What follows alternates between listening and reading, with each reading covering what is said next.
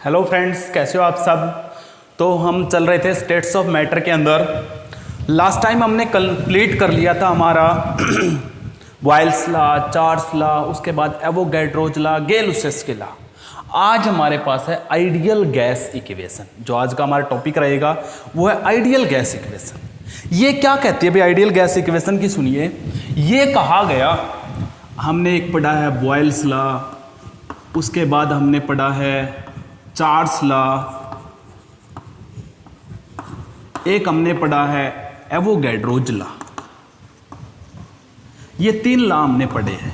ये कहता कोई भी गैस जो इन तीनों को स्ट्रिक्टली फॉलो करती है at all condition, any gas which obey Boyle's law, Charles law and Avogadro's law at all condition, that gas is known as ideal gas. उसको हम कौन सी गैस बोलते हैं? That gas is known as ideal gas. तो define ideal gas आ जाए तो आप क्या लिखोगे? Any gas which obey Boyle's law, Charles law, Avogadro's law at all condition, that is known as ideal gas. उस गैस को हम क्या नाम देते हैं? Ideal gas. But this question was hypothetical, मतलब ऐसा कभी पॉसिबल ही नहीं है कि सभी कंडीशन पे कोई भी गैस इन लॉ को फॉलो करे। कोई पॉसिबिलिटी नहीं है ऐसी। इसलिए क्या किया गया? इसलिए सभी गैसेस को हम रियल गैस बोलते हैं। क्या बोलते हैं? रियल गैस बोलते हैं।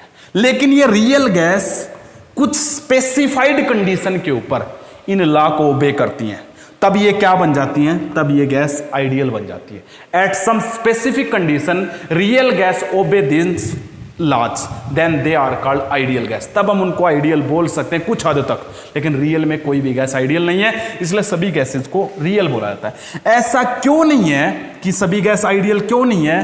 क्योंकि यह माना गया है कि गैसेस के पार्टिकल के बीच में कोई भी फोर्स ऑफ अट्रैक्शन नहीं है, नेग्लिजिबल फोर्स ऑफ अट्रैक्शन है, इसलिए कोई भी गैस आइडियल नहीं है, सभी के सभी रियल है।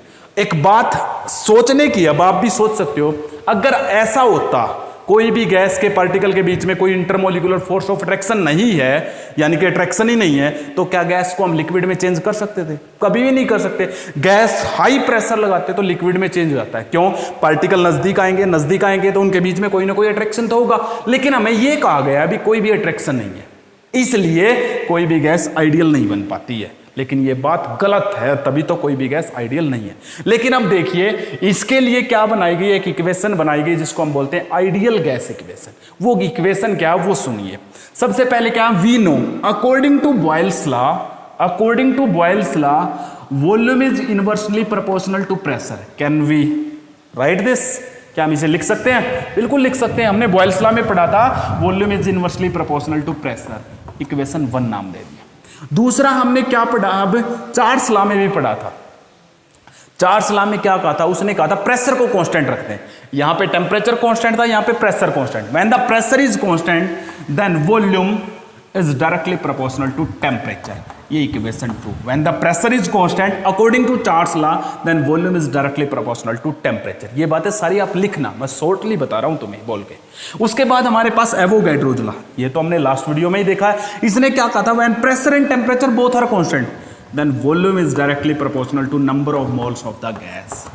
Then volume is directly proportional to the number of moles of gas.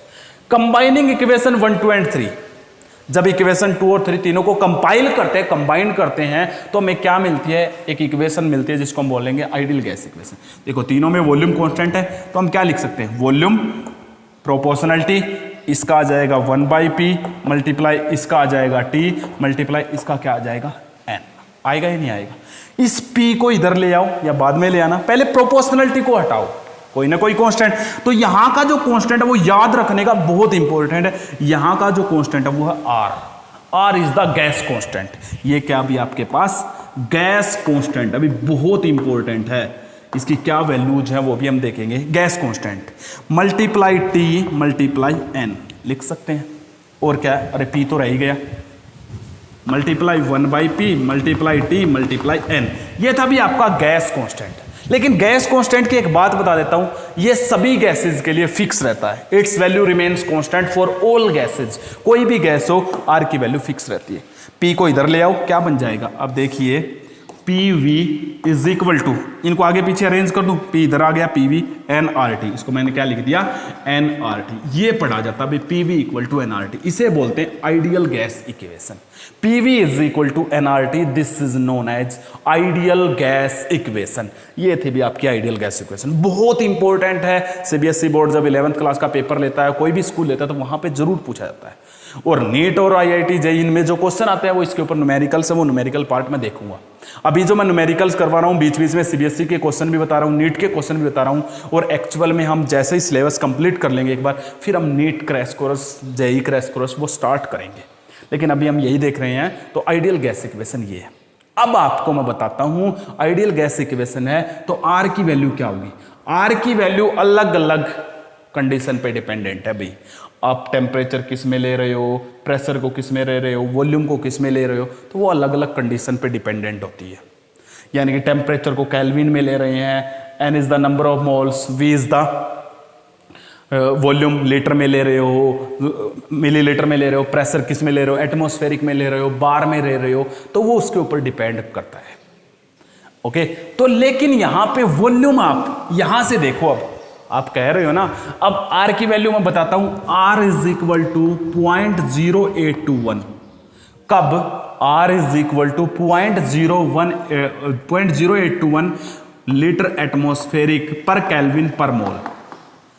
ये देखिए, इसकी ये यूनिट होती है litre atmospheric per kelvin per मोल। कैसे पता चला? देखिए, हमने क्या किया, यहां से R निकालना है, तो R इज इक्वल टू, इनको इधर ले आओ, PV डिवाइड में क्या आ गया अभी आपके पास, N और T, ये आ गया। N नंबर ऑफ मोल्स, जिसकी यूनिट मोल होती है, T टेम्परेचर केल्विन, P मैंने एटमॉस्फेरिक में लिया, वॉल्यूम लीटर में लिया है। जब ये सब लेते हैं ना, तब आपका R की वैल्यू कितनी आती है, 0.0821 आती है। कितनी आती है ये याद रखनी होती है अभी। लेकिन अगर कभी पेपर में भूल जाते हो तो आप इस फॉर्मूले से निकाल भी सकते हो। कैसे? R की वैल्यू स्टैंडर्ड कंडीशन पे जो निकाली जाती है ना, वही हर जगह रखी जाती है। स्टैंडर्ड कंडीशन, प्रेशर आपने कितना रख लिया, 1 एटमॉस्फेरिक होता है स्टैंडर्ड, मल्टीप्लाई वॉल्यूम। अब वॉल्यूम पे बात आती है अभी, आप वॉल्यूम क्या लोगे, वॉल्यूम 22.4 लीटर लोगे या कितना लोगे। मैंने अभी लास्ट वीडियो में बताया था ना, यहां पे आप वॉल्यूम कितना लोगे, 1 मोल का वॉल्यूम कितना होता है वो लेना। 1 मोल का वॉल्यूम कहां से पता चलेगा, वो मैंने बताया था इस प्रेशर से। प्रेशर आपने एटमॉस्फेरिक में लिया है, अगर आपने प्रेशर एटमॉस्फेरिक में लिया है तो वॉल्यूम कितना होता है, 22.4 लीटर। कितना होता है, 1 मोल का वॉल्यूम डिवाइड में number of moles 1 multiply temperature, temperature standard temperature कितना बताया था, 273 केल्विन। जब टेम्परेचर 273, वॉल्यूम 22.4 लीटर और प्रेशर 1 एटमॉस्फेरिक होता है, तब आपका वॉल्यूम 22.4 लीटर होता है। इसको अगर हम सोल्व करेंगे ना, तो यही आएगा। अभी आप सोल्व करके देख लेना। देखो R पता चला। अब अगर मान लेते हैं मैं R की वैल्यू चेंज कर देता हूं, प्रेशर की जगह मैंने 1 बार रख लिया। कितना रख लिया, क्योंकि 1 बार भी स्टैंडर्ड प्रेशर है। तो इस बार वॉल्यूम कितना होगा वो भी बताएंगे। Number of moles 1 multiply temperature पे डिपेंड करता वॉल्यूम कितना लोगे। मैंने इस बार जो टेम्परेचर लिया है वो टेम्परेचर ले लिया 273 केल्विन। और मैंने तुम्हें बताया था जब प्रेशर 1 बार और टेम्परेचर 273 केल्विन हो, तब 1 मोल का वॉल्यूम कितना होता है, 22.7 लीटर। कितना होता है, 22.7 लीटर। R को सोल्व करोगे तो सोल्व कर लेना भी, कोई ज्यादा डिफरेंस नहीं आएगा। अगर आप R को सोल्व करते हो तो थोड़ा सा डिफरेंस आएगा, 0.0831 आएगा। अभी कितना आ जाएगा, यहां पे देखो कितना आया था 0.0821, यहां पे कितना आएगा 0.0831। और इसकी यूनिट क्या बन जाएगी, इसकी यूनिट बन जाएगी बार लीटर पर केल्विन पर मोल। ये देखिए, ये इसकी यूनिट बन जाएगी बार लीटर पर केल्विन। यहां से बना सकते हो बार लीटर पर केल्विन, ये पर मोल। हो गया या नहीं हो गया? अभी R की वैल्यू ये, तो R की वैल्यू चेंज होती रहेगी, वो आपको देखना है क्या रखते हो आप। ओके, तो ये आपके पास था अभी R की वैल्यू। अब R की वैल्यू आपके पास है, मान लेते हैं, वॉल्यूम भी निकाल सकते हो। आपको कोई कह दे ये 22.4 लीटर आपने कहां से लिया, उसको भी बताता हूं। ये पता चल गया। देखो मैंने R निकालना कैसे सीखा, PV by NT। P pressure 1 atmospheric standard pressure, volume 1 मोल का वॉल्यूम 22.4 लीटर होता है जब टेम्परेचर 273 और pressure 1 atmospheric. Number of moles 1 लेना, तो R की वैल्यू ये आई। इसी तरीके से जब प्रेशर को 1 बार कर दिया, टेम्परेचर वही रखा, तो आपका जो वॉल्यूम है 22.7 लीटर। एक कंडीशन और बताई थी, क्या बताई थी, प्रेशर 1 बार और टेम्परेचर 298 लेते हैं, तब आपका जो वॉल्यूम आता है वो 24.7 लीटर आता है। आता है या नहीं आता है? यहाँ पे 24.7 लीटर। फिर सोल्व कर लेना, आर की वैल्यू फिर से चेंज हो जाएगी, तो आर की वैल्यू इससे आप निकाल सकते हो। अब वॉल्यूम देखिए कैसे आया, वॉल्यूम को और बताता हूं मैं, इसको मैं थोड़ा सा रफ कर देता हूं 1 मिनट के लिए। यहां से देखिए आप वॉल्यूम भी निकाल सकते हो। वॉल्यूम कैसे निकाल सकते हैं वो देखिए, उसके लिए आपको आर की वैल्यू पता है, मुझे वॉल्यूम निकालना। तो वॉल्यूम इज इक्वल टू क्या हो जाएगा, N R T by P. क्या हो जाएगा, N R T by P. N 1 mole है, मल्टीप्लाई आर ये रहा 0.0821, मल्टीप्लाई टेम्परेचर 273 स्टैंडर्ड वाला रखना है, डिवाइड में प्रेशर। प्रेशर कौन से प्रेशर पे निकालना चाहते हो, मैं 1 एटमॉस्फेरिक वाले प्रेशर पे। जब प्रेशर मैंने 1 एटमॉस्फेरिक, टेम्परेचर 273 केल्विन बताया था, तो वॉल्यूम कितना लिखवाया था मैंने आपको, 22.4 लीटर। सोल्व करके देख लेना भाई, 22.4 ही आएगा।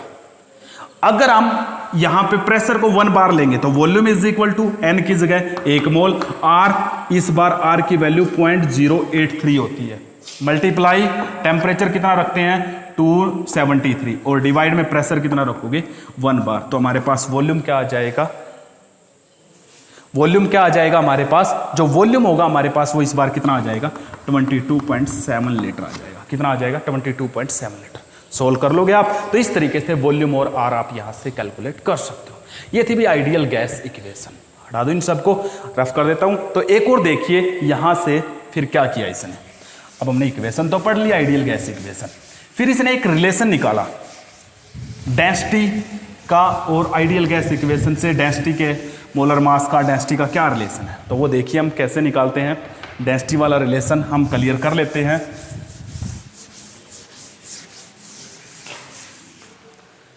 तो डेंसिटी का relation PV is equal to, हमने क्या पढ़ा है, PV is equal to N R T. इससे हम डेंसिटी को कैलकुलेट कैसे कर सकते हैं, देखिए PV is equal to, sorry N number of moles. Last video में बताया था नंबर ऑफ मोल्स का क्या फॉर्मूला आता है, वेट बाई मोलर मास। इसको इक्वेशन 1 मान लो, इसको इक्वेशन 2 की वैल्यू 1 में पुट कर दो। तो PV is equal to N की जगह क्या रखोगे, W by M into R into T, हो गया। अब यहां से आप क्या करोगे, इसको इधर ले आओ, इसको इधर ले आओ। P multiply molar mass is equal to weight, divide में क्या आ जाएगा volume into R into T, हो गया। और वेट बाई वॉल्यूम क्या होता है, इसको इक्वेशन 3 मान लो। We know weight by volume क्या होता है, weight by volume is equal to क्या होता है डेंसिटी, इसको इक्वेशन क्या मान लो 4 की वैल्यू 3 में पुट करो, पुटिंग 4 इन 3 क्या बन जाएगा, PM is equal to W by V की जगह हम D पुट कर देंगे, DRT। यहां से आपको D निकालना, तो D इज इक्वल टू क्या आ जाएगा PM by RT, D is equal to PM by RT। ये था भी डेंसिटी, और आइडियल गैस इक्वेशन से आप डेंसिटी कैसे कैलकुलेट करोगे, तो बिल्कुल सिंपल है। PV is equal to NRT, number of moles weight by molar mass, इसकी वैल्यू पुट की, मोलर मास को इधर ले आए, वॉल्यूम को इधर, weight by volume is equal to density put किया, हमारे पास ये बन गया। ये आइडियल गैस इक्वेशन से हम डेंसिटी को भी कैलकुलेट कर सकते हैं। तो अब हमने क्या देख लिया, आइडियल गैस इक्वेशन, क्या वही फिर से PV इक्वल टू NRT यही देखा हमने। लेकिन अब क्या करा है, इसका एक और नाम भी है, इसको हम इक्वेशन ऑफ स्टेट भी बोलते हैं। इसको हम एक और नाम क्या देते हैं, इक्वेशन ऑफ स्टेट भी नाम देते हैं। ऐसा क्यों भी, क्योंकि ये 4 वेरिएबल्स के साथ चलती है। 4 वेरिएबल कौन सा है, प्रेशर है, वॉल्यूम है, नंबर ऑफ मोल्स और टेम्परेचर, और तो कांस्टेंट है। तो it gives the relation of 4 variables for a gas. किसी भी गैस के लिए 4 वेरिएबल्स का रिलेशन देती है, इसलिए it can tell the state of any gas, it can tell us state of any gas. ये हमें किसी भी गैस की स्टेट बता सकती है, इसलिए इसे हम इक्वेशन ऑफ स्टेट भी बोलते हैं। इसलिए हम इसे क्या नाम देते हैं, इक्वेशन ऑफ स्टेट भी नाम दिया जाता है। अब क्या किया गया, एक और लॉ बनाया गया जिसको हम बोलते हैं कंबाइंड गैस इक्वेशन। एक और इक्वेशन बनाई गई जिसका नाम है कंबाइंड गैस इक्वेशन। तो इसको हम देखते हैं, ये क्या है, कंबाइंड गैस इक्वेशन। ये बनाई गई भी एक इक्वेशन, कंबाइंड गैस इक्वेशन। ये क्या करा, कोई गैस है, कंबाइंड गैस इक्वेशन क्या है, let a gas with fixed number of moles, with fixed number of moles, let a gas with fixed number of moles, fixed number of moles, number of moles fix है भाई, with fixed number of moles, with fixed number of moles having pressure P1, जिसका pressure क्या है P1, volume V1 and temperature T1, और जो temperature है वो क्या है T1। इसको इक्वेशन, क्योंकि आइडियल गैस इक्वेशन है, and temperature T1, then we may write according to equation 1, then we may write according to equation 1, P1 की जगह क्या रखो, P की जगह क्या रखोगे P1, V की जगह क्या रखोगे V1 is equal to N R और T की जगह क्या रखोगे T1, T1 को इधर ले आओ भी, हमारे लिए इजी हो जाएगा थोड़ा सा, ये क्या हो गया T1, N R, N fix है इसलिए कांस्टेंट हो गया, R खुद से कांस्टेंट है, तो क्या let a gas with fixed number of moles having pressure P1, volume V1, temperature T1, then according to ideal gas equation we may write P1 V1 divided by T1 is equal to NR, इसको equation क्या मान लिया हमने 1. Now pressure of this gas changes to P2, pressure इस gas का किस में change हो गया P2 में, volume changes to V2 and temperature changes to T2, temperature किस में चेंज हो गया T2 में. Again from the ideal gas equation P की जगह अब क्या रखोगे P2, V की जगह क्या रखोगे V2, T की जगह क्या रखोगे T2 is equal to NR, हो गया नहीं हो गया, इसको इक्वेशन क्या मान लो 2. अरे N और R तो फिक्स है, R कांस्टेंट है और N स्टार्टिंग में fix number of moles. From equation 1 and 2, equation 1 and 2 से आप क्या बना सकते हो, फ्रॉम इक्वेशन 1 एंड 2 एक और दो इक्वेशन N और R दोनों का कॉमन, तो क्या आ जाएगा P1 V1 डिवाइड में T1 इज इक्वल टू क्या हो गया अभी P2 V2 डिवाइड में T2. ये अभी कंबाइंड गैस इक्वेशन, क्योंकि इसमें तीनों लॉ आ गए, बॉयल्स लॉ, चार्ल्स लॉ और एवोगैड्रोज लॉ, देख सकते हो, सॉरी जो हमने गैलुसियस के लॉ पढ़ा था, देख लो चाहे रिलेशन. सबसे पहले हमने बॉयल्स लॉ का क्या रिलेशन था, P1 V1 is equal to P2 V2 था या नहीं था. उसके बाद हमने क्या पढ़ा था चार्ल्स लॉ, उसका क्या रिलेशन था V1 by T1 is equal to V2 by T2.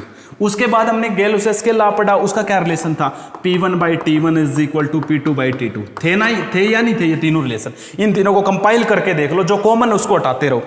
ऊपर P1 इसमें और इसमें P1 कॉमन है तो एक P1 ले लिया, ये आ गया. फिर V1 इन दोनों में V1 कॉमन है तो ये आ गया, V1 भी आ गया. डिवाइड में T1 इसमें और इसमें कॉमन है, ये T1 आ गया, हो गया. इधर से P2 ये आ गया, V2 ये आ गया और T2 ये आ गया. देखो वही बनी या नहीं बनी. तो ये कंबाइंड गैस इक्वेशन है. अब एक न्यूमेरिकल देखिए सिंपल सा, इसके ऊपर बहुत सिंपल न्यूमेरिकल आते हैं 20 यूनिट से. जो कॉम्प्लिकेटेड न्यूमेरिकल होंगे नीट जेईई के लिए वो मैं आपको स्पेशल वीडियो में बताऊंगा, उसके अंदर आपको वैसे छोटी छोटी बातें जो साथ साथ आ रही है वो मैं आपको बता रहा हूं. ओके, अब देखिए तो मैं इसको रफ कर देता हूं. क्या है आपके पास एक न्यूमेरिकल है, उसको आप देख सकते हो. हटा दो इसको. ये कह रहा है at 25 degree Celsius, at 25 degrees Celsius and 760 mm pressure, at 25 degrees Celsius and 760 mm pressure a gas occupy 600 ml. 600 ml.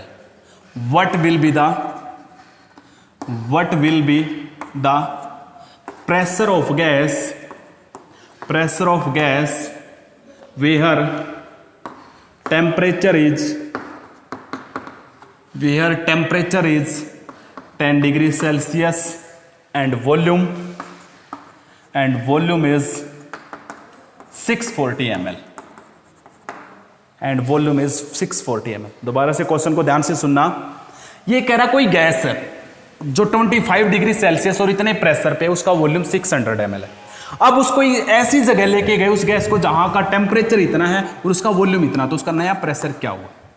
3 variable है. कौन सा, सबसे पहला टेम्परेचर T1, टेम्परेचर भी चेंज हो रहा है, वॉल्यूम भी चेंज हो रहा है, प्रेशर भी चेंज हो रहा है. इसका मतलब कंबाइंड गैस इक्वेशन लगेगी. तो T1 कितना है 25, इसको कैल्विन में चेंज कर लो 298 कैल्विन. उसके बाद ये प्रेशर है P1 कितना है 760 mm है, तो mm में भी रख सकते हो इसको. तो उसके बाद वॉल्यूम कितना है 600 ml है. उसके बाद सेकंड कंडीशन क्या है, नया टेम्परेचर T2 कितना है 10 डिग्री सेल्सियस, कर लो इसको भी चेंज कैल्विन में 283 कैल्विन. नया प्रेशर वो आपको कैलकुलेट करना है और नया जो वॉल्यूम है वो कितना है 640 ml है. लगा दो रिलेशन. क्या था P1 V1 डिवाइड में T1 is equal to P2 V2 divide में T2. बिल्कुल सिंपल है, सभी चीजें देख लिया करो. 25 डिग्री टेम्परेचर भी चेंज हुआ, प्रेशर भी चेंज कर रहा है, वॉल्यूम भी चेंज कर रहा है, तो कंबाइंड गैस इक्वेशन है, अलग अलग कंडीशन पे है. तो पहले प्रेशर P1 कितना है 760 मल्टीप्लाई वॉल्यूम V1 600 डिवाइड में आपके पास क्या हो गया, डिवाइड में क्या है अभी T1 T1 कितना है 298 केल्विन, इक्वल टू नया प्रेशर कितना है P2, नया प्रेशर P2 नया प्रेशर आपको कैलकुलेट करना है, मल्टीप्लाई V2, नया वॉल्यूम कितना था, ये रहा 640, डिवाइड में नया टेम्परेचर कितना था 283।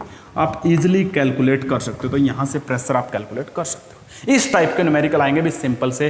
तो ये था आपके पास ideal gas equation and its numericals. Next हमारा जो वीडियो रहेगा वो Dalton law of partial pressure and Graham's law of diffusion. Okay, अब आपको कंटिन्यू सिलेबस मिलेगा, कोई भी टॉपिक स्किप नहीं मिलेगा। बस आप जब भी कोई यूनिट स्टार्ट करते हो तो उसको कंप्लीटली हमारे चैनल से देखिए, MS पथेरिया से। Okay, thank you.